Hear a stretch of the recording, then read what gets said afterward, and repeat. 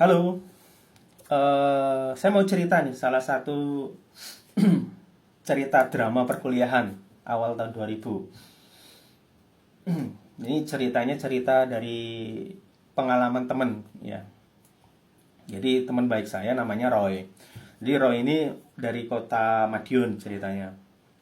Kota Madiun, kuliah di kampus ITS Surabaya. Jadi ceritanya ini Roy itu kepingin kuliah di teknik informatika atau bulan keduanya itu teknik elektro. Nah, kemudian tibalah saatnya pengumuman ya, setelah ujian pengumuman. Namanya dulu masih UMPTN ya. Ternyata namanya nggak ada di dua jurusan tersebut, di informatika nggak ada, di teknik elektro juga nggak ada. Ternyata setelah diselidiki, dia ini salah jurusan, salah mengarsir atau bagaimana pada waktu pendaftaran, entah itu pilihan pertama atau pilihan kedua. Ya, itu ternyata pilihannya ada di teknik kimia S1, keterima. Ya nggak daftar ulang dia. Dia memilih nggak daftar ulang, ngomong ke orang tuanya dia nggak terima.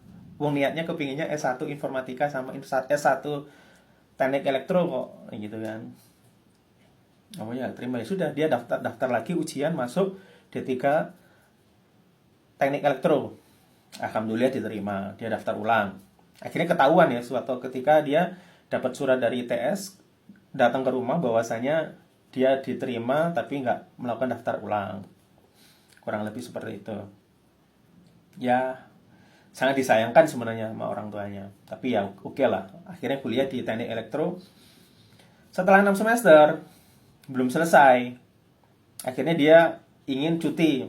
Ngajuinlah cuti ke jurusan 1 semester. Oke, akhirnya di approve. Ya, dapat approve dari jurusan sama dia. Suratnya ini diedit, ya, approvalnya itu, pengajuannya tadi. Dirubah. Yang tadinya 1 semester jadi 2 semester. Ternyata lolos ya. Di pusat lolos, keluar izinnya untuk cuti 2 semester. Oke. Kemudian eh,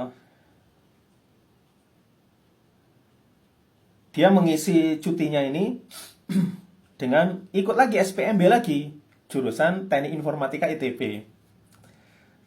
Karena dasarnya pinter ya, dia keterima.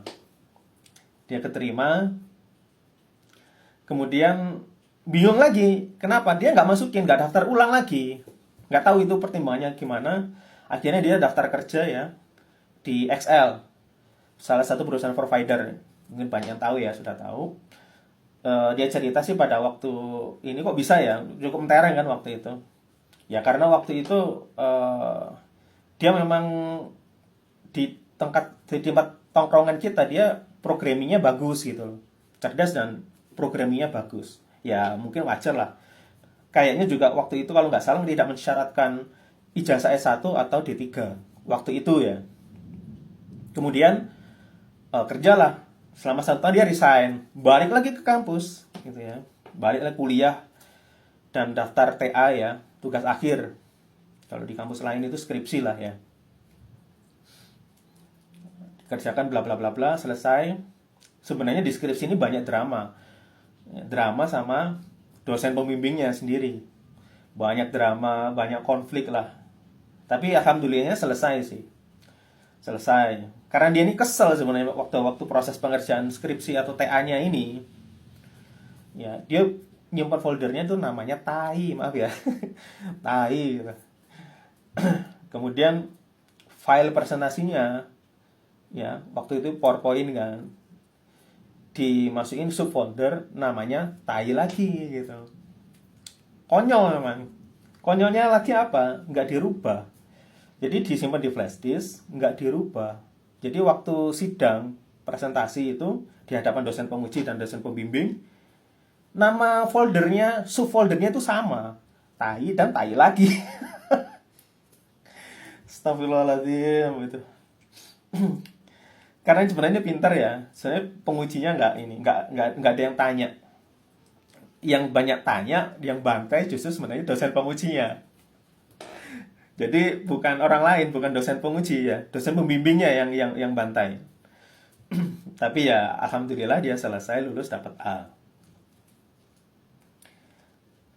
Oke.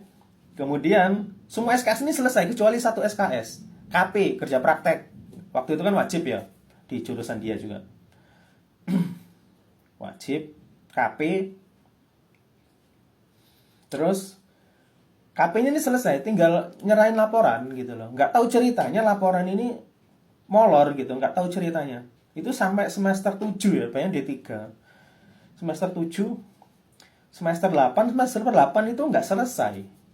TA-nya semester 7 selesai. Semester 8 ini nggak selesai. Nggak tahu waktu itu berlanjut lagi, dapat dispensasi.